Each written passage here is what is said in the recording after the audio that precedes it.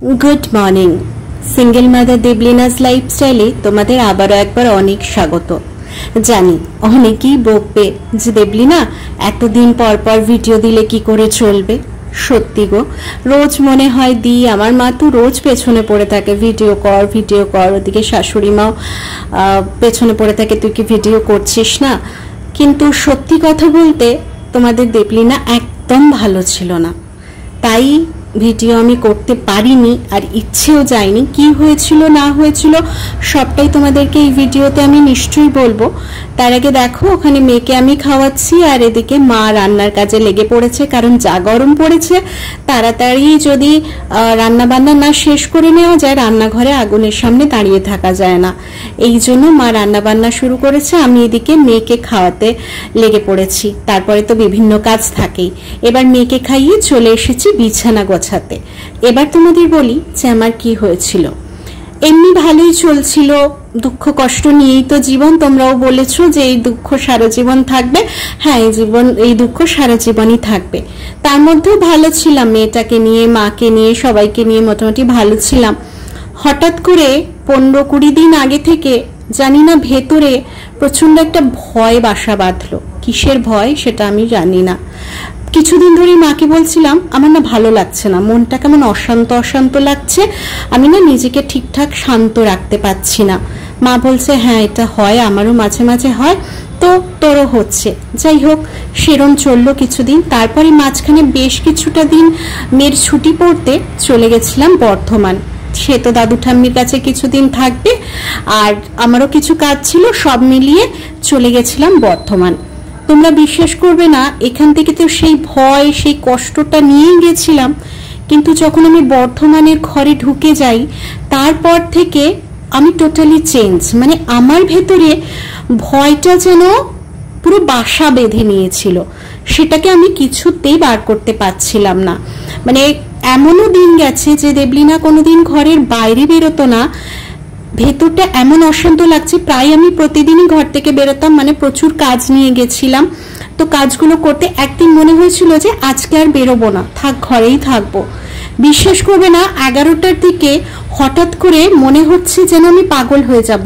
আমার ভেতরটা অশান্ত লাগছে, যেন কি একটা হয়ে যাচ্ছে ভেতরে। আমি ড্রেস পরে বেরিয়ে গেলাম, মাকে বললাম আমি একটু আসছি, শাশুড়ি মাকে দিয়ে বেরিয়ে গিয়ে ওখানে একটা ওষুধ দোকানে কাকু আছে যার সঙ্গে খুব ভালো সম্পর্ক আমাদের। তো সেখানে গিয়ে কাকুকে আগের দিনই বলেছিলাম যে আমার এরকম একটা প্রবলেম হচ্ছে। তো কাকুকে বললাম কাকু আমার না ভেতরে ভীষণ একটা এনজাইটি কাজ করছে, ভীষণ একটা কষ্ট হচ্ছে, তো আমি তোমার কাছে একটু বসবো, একটু গল্প করব। কাকু বলে হ্যাঁ বসো, গল্প করো, মনটা ঠিক হবে। দিয়ে কাকুর সঙ্গে খানিকক্ষণ কথা বললাম। কাকু অনেক বোঝালো, অনেক কিছু মেডিটেশন করতে বললো। এইসব করে খানিকক্ষণ পরে মনটা ভালো করে বাড়ি এলাম, কিন্তু কিছুতেই আমি আর সেই জিনিসটা কাটিয়ে উঠতে পারছি না। রাত্রে ঘুমোতে পারছি না, ঘুমোতে মানে চমকে উঠছি, সেই মানে একটা যাচ্ছে তাই অবস্থা। মানে আমি তোমাদেরকে সেই দিনগুলো, সেই 15-20টা দিন আমি যে কি কাটিয়েছি আমি বলে বোঝাতে পারবো না। মানে সবকিছুতে ভয় লাগছে, কারোর সঙ্গে কথা বলছি সেটাতে ভয় লাগছে, মনে হচ্ছে ওই মানুষটা আমার ক্ষতি করবে। মানে মানে কি যে ভয়, সবকিছুতে সামনের মানুষটাকেও যেন ভয় লাগছে। আমি সেটা ভাষায় প্রকাশ করতে পারবো না যে 15-20টা দিন কিভাবে কেটেছে আমার। তারপর তোমাদেরকে বলেইছিলাম বর্ধমান গেলে ডাক্তার দেখাবো। এবার ডাক্তার দেখাতে গেলাম, ডাক্তারকে আমি সবটা খুলে বললাম যে আমার ভেতরে এই এনজাইটিটা কাজ করছে। ডাক্তার তো প্রথমে খানিকটা বকলেন, কারণ আমার সত্যি কথা বলতে অনেকটা লেট হয়ে গেছিল দেখাতে যাওয়া। দিয়ে তারপরে বললেন দেখুন আপনার মনে হচ্ছে ভালো হওয়ার ইচ্ছে নেই, তাই আপনি এগুলো করছেন, এনজাইটিটা আপনার বেড়ে গেছে প্রচুর পরিমাণে, ওষুধ যেহেতু আপনি বন্ধ করে দিয়েছেন। এবার দিয়ে আবার ওষুধ খেয়ে এখন খানিকটা মেন্টালি দিক থেকে স্টেবল আছি, তাই আজকে খুব ইচ্ছে করলো তোমাদের সামনে ভিডিওটা করতে। ডাক্তার দেখিয়ে প্রচুর ওষুধ খাচ্ছি, শরীরটাও ভালো যাচ্ছে না, তবে মনটাকে তো শক্ত করতে হবে। নিজের মনটাকেও বোঝানোর চেষ্টা করছি যে না এবার দেবলিনা তোমাকে এগুলো কাটাতে হবে, কিন্তু পাচ্ছি না, তবে ওষুধ খেয়ে অনেকটা বেটার আছি। তাই আজকে ভিডিওটা করলাম, তোমাদেরকে বললাম। আর ভিডিও সে সময় করার মানে আমি কিচ্ছু করার মতো অবস্থাতেই ছিলাম না। ভিডিও তো দূরের কথা, আমার ফোনে কথা বলতে ভালো লাগতো না, আমার কিছু ভালো লাগতো না, খেতে ভালো লাগতো না, কতদিন আমি ভালো করে খাইনি, কিছু ভালো লাগতো না। তো যাই হোক, সেই দিনগুলো মোটামুটি একটুখানি কাটিয়ে উঠতে পেরেছি, তবে এখনো ভালো লাগছে না। এই দেখো, কথা বলতে বলতে সমস্ত কাজ করে স্নান হয়ে গেছে। এবার তোমাদেরকে দেখাবো একটা বিশেষ কাজ। হ্যাঁ, আমি আবার ঠাকুরকে ডাকা শুরু করেছি। সেই দুর্দিনে বিশ্বাস করবে না, আমি যখন রাত্রিবেলা ঘুমোতে যেতাম চমকে চমকে উঠতাম, সেই যে ঘুম ভেঙে যেত, আর ঘুম আসতো না। যখন সবকিছু ঠিক ছিল আমি ভীষণ সাই বাবাকে মানতাম, ভীষণ মানতাম। মানে আমার কষ্ট, দুঃখ, ঘুম না আসা, সাই বাবার নাম জপ করতে করতে ঘুমিয়ে যেতাম।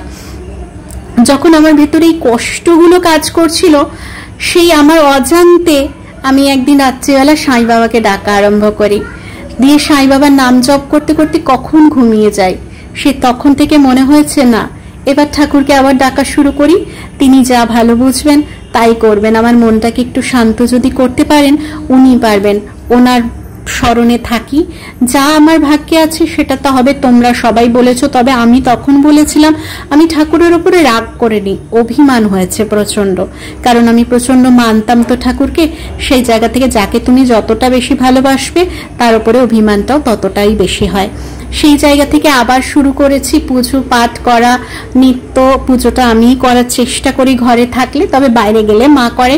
বাকি আমার মন যেমন চায় আমি ঠাকুরকে তেমনি পুজো করি। আমি হয়তো সব নিয়ম নিষ্ঠা ঠিক মতো জানি না, তবে আমি আবারও বলছি, আমার মন যেমন চায় আমি তেমনি করে ঠাকুরকে ডাকি। আজকে বৃহস্পতিবার, শুভ দিনে আবার ভিডিওটা শুরু করছি, লক্ষ্মী পাঁচালি পড়ছি। মানে সবকিছু নিয়ে এই কয়েকটা মিনিট বলতে পারো ভালো থাকি, মনটা ঠাকুরের দিকে দেওয়ার চেষ্টা করছি, সবকিছু কাটিয়ে ওঠার চেষ্টা করছি। আশা করি দেবলীনাকে আর ভুল বুঝবে না, কারণ সত্যি কথা বলতে দেবলীনা যখন ভালো থাকে তখন তোমাদের সামনে আসার পুরো চেষ্টা করে। তবে দেবলীনা যখন ভালো থাকে না, সেই মন খারাপ নিয়ে ও পারে না এসব করতে। মানে সেই পেশা হিসেবে এই জিনিসটাকে আমি নিতে পারিনি। হয়তো আমার নেওয়া উচিত ছিল, আমার দরকার ছিল, বাট পারিনি।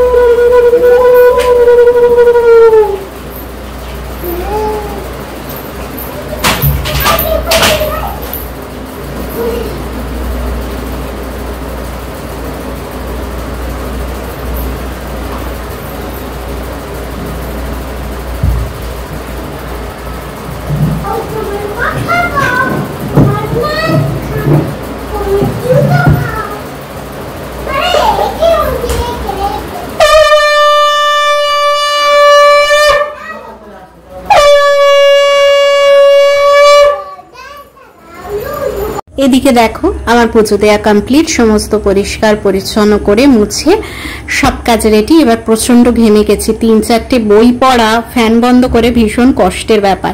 এসে এখানে একটুখানি বসে গেছি, আবার একটুখানি বেরোতে হবে। কোথায় বেরোবো না বেরোবো সেটা তোমাদেরকে বলছি।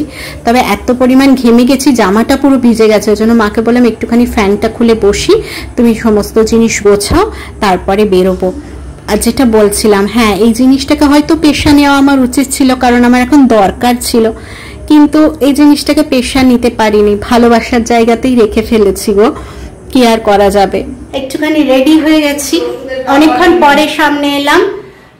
ওষুধের ইয়েটা নিয়ে নাও, বা আমার ফোনে কি ছবি তোলা আছে দেখতে হবে। হ্যাঁ হ্যাঁ, তো অনেকক্ষণ পরে এলাম, স্নান টান করে, দেখলে পুজো টুজো হয়ে গেছে। এবার আমি আর মা একটুখানি বেরোচ্ছি মাসের বাজার করতে, খেতে তা হবে, ওই জন্যই বেরোচ্ছি। মেয়েকে মামের ওখানে পাঠিয়ে দিয়েছি। এবার আমরা যাব, 12টা বাজে, আধা ঘন্টা 45 মিনিট লাগবে, যা কেনা সারা মাসের কিনে নিয়ে চলে আসবো। আর তার আগে তোমাদের সঙ্গে একটা জিনিস শেয়ার করব বলেই সামনে এলাম। তো চলো, অনেক দিনের ইচ্ছে ছিল, তোমরাও কেউ বলেছিলে যে ওই ছবি কোথায়, তো সেই জন্যই দেখাচ্ছি যে কি করেছি। দেখো, এই দেখো, এই দুটো ছবি বাঁধিয়েছি, কেমন লাগছে অবশ্যই জানিও।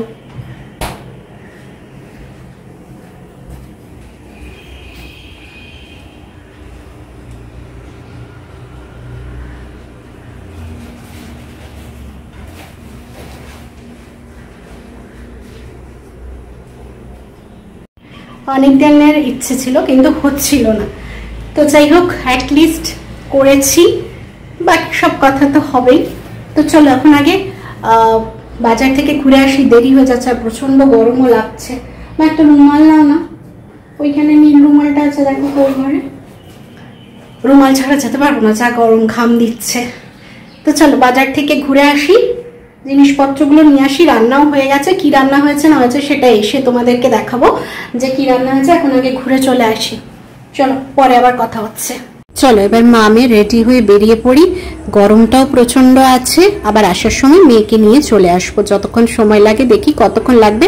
বেশ খানিকটা কাজ নিয়ে যাচ্ছি, বাজার আনবো, ওষুধ দোকানে যাব, অনেকগুলো কাজ নিয়ে যাচ্ছি। দেখি কটা কি হয়, সবকিছু করে আসার চেষ্টা করবো, কারণ গরমে সবসময় বেরোতে ইচ্ছে করে না। এই দেখো চলে এসেছি দোকানে, মা এখানে লিস্টটা লেখাচ্ছে। এখানে লিস্টটা অনেকগুলো জিনিস, তো লিস্টটা লিখিয়ে আমরা ওষুধ দোকানে চলে যাব, আর আশেপাশের দোকানে যা টুকটাক কাজ আছে সেগুলোকে করে নেব, কারণ এখানে দাঁড়িয়ে থেকে লাভ নেই। লিস্টটা লিখিয়ে গেলে কাকু সমস্ত কিছু ব্যাগে ভরে রেডি করে রাখবে, ব্যাগ দিয়ে যাব, এসে শুধু পয়সা মিটিয়ে মালটা নিয়ে চলে যাব, তাহলে আমাদেরও সুবিধা হবে।